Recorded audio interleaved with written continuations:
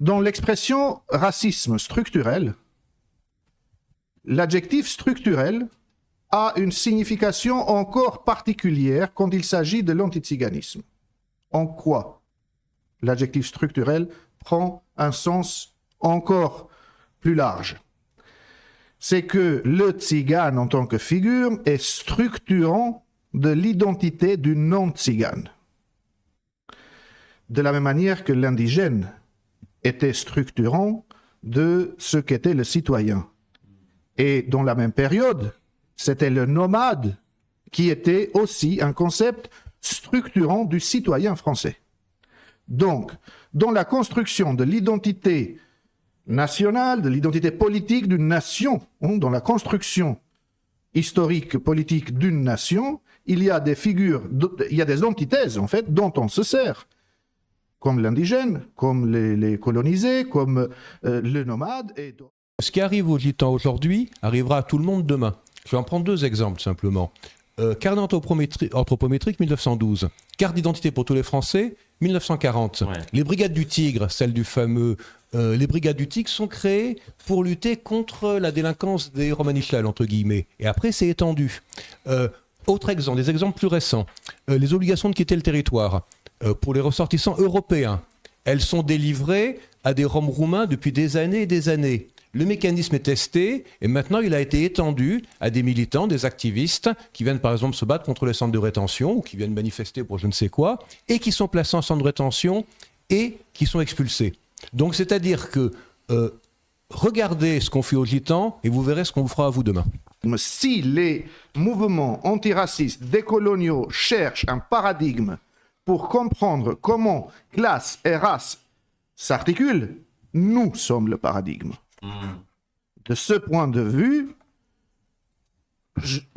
nous sommes là, vivants, les preuves de ce croisement entre race et classe. Et on le voit dans les injonctions contradictoires, qu'elles viennent des institutions, qu'elles viennent de nos parents, d'accord ? Oui. Qu'elles viennent de la société. C'est-à-dire, d'un côté, on nous dit « sédentarisez-vous » et de l'autre côté, on nous refuse. Oui, ouais.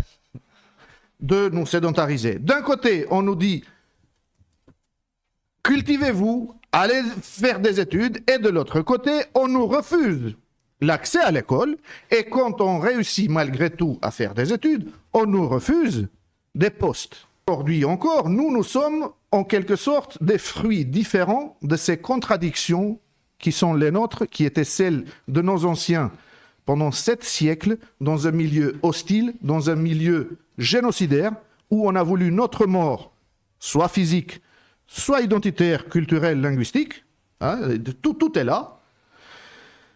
Et aujourd'hui, nous devons gérer tout ça et aussi avoir ce débat, hein, cette question que vous posiez, oui, elle se pose. Comment on résiste aujourd'hui? Est-ce qu'on résiste en affrontant l'institution telle qu'elle existe, sachant, parce qu'aujourd'hui, on le sait, il y a encore 10 ans, on ne le savait pas. Aujourd'hui, on sait que l'institution, elle a été créée et elle se maintient grâce à nous, grâce à ce qu'elle a fait de nous, comme nous étant le contraire de ce qu'elle est. Le citoyen, qui est au centre de la démocratie, il est construit en contre. Ouais, comme le sauvage et le civilisé. Comme le sauvage et le civilisé. Nous avons compris ça et aujourd'hui, effectivement, on se pose cette question de combien il faut doser de part et d'autre. Combien on doit résister à l'institution, combien on doit réformer l'institution et qu'est-ce qui peut nous maintenir encore.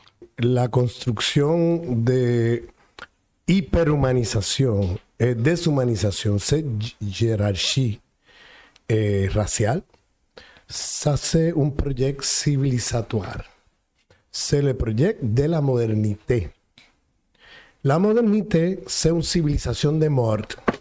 Il faut rappeler ça parce que où est-ce que cette déshumanisation et hyperhumanisation vient? Ça vient de la fondation de la modernité comme projet civilisatoire. Ce n'est pas un projet émancipatoire. Si vous parlez avec la gauche blanche d'ici, de la France, ils vont toujours célébrer la modernité comme un projet émancipatoire. Mais vraiment, la modernité, c'est émancipatoire pour les blancs. La modernité, c'est un projet de mort pour les non-blancs. Il y a, quand on parle de colonisation, toujours on pense de quelque chose qui passe dehors de l'Europe.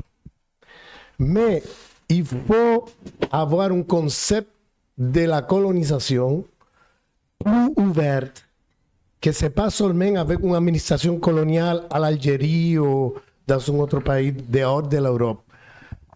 Il y a aussi des colonisations à l'intérieur de l'Europe.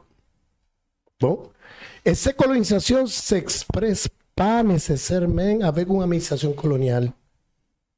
S'exprime, on avait compris. Ok, Franchement, on avait compris. avec, surtout, avec des hiérarchies coloniales raciales. Bon, le colonialisme, on peut avoir des rapports coloniaux avec des administrations coloniales et sans administration coloniale. Qu'est-ce que c'est le rapport de domination coloniale? Ça veut dire la domination de supériorité-infériorité, ça veut dire la domination raciale.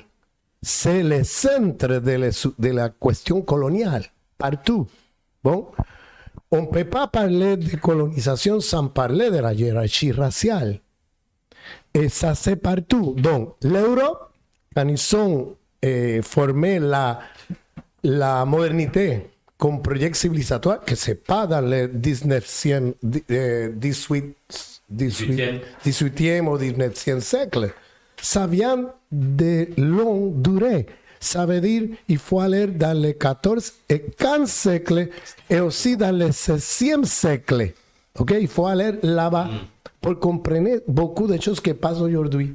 Parce qu'on est dans un système global, civilisatoire, et le premier pas de la formation de la modernité comme projet civilisatoire, c'est la conquête de l'Andalus. Il faut revenir là pour comprendre aussi la question Roma en Europe. Bien. Le premier pas, c'est la conquête de l'Andalus. C'est le premier moment de l'expansion coloniale européenne. Bien. C'est pas aux Amériques. Ça vient après. Toutes les méthodes de domination qui sont utilisées pour coloniser le monde après 1492, ils sont déjà essayés à l'intérieur de l'Europe. Oui, bien, ouais. Avec des sujets qui sont colonisés à l'intérieur de l'Europe. Bon. Et le premier moment de cette expansion, c'est la colonisation de l'Andalus. Et la colonisation de l'Andalus, c'est contre juifs, contre musulmans et contre Roma. Peuple romain, qui sont arrivés dans la péninsule ibérique depuis Égypte. Ça veut dire qu'ils viennent de la Inde, mais ils passaient pour l'Égypte, ils continuaient pour le nord de l'Afrique, ils sont arrivés à l'Andalus. Et quand ils sont tombés, quand ils sont tombés la civilisation musulmane à l'intérieur de l'Europe, qu'on appelle à l'Andalus, les premières choses qu'ils ont fait, c'est nettoyage ethnique de le territoire. Ça veut dire quelque chose aujourd'hui? C'est le premier moment du génocide moderne, du colonialisme de population. La question, c'est que la domination de la modernité comme civilisation de mort s'est imposée partout. Dans la Deuxième Guerre mondiale, ils ont essayé à exterminer pas seulement les juifs, mais aussi les peuples romains.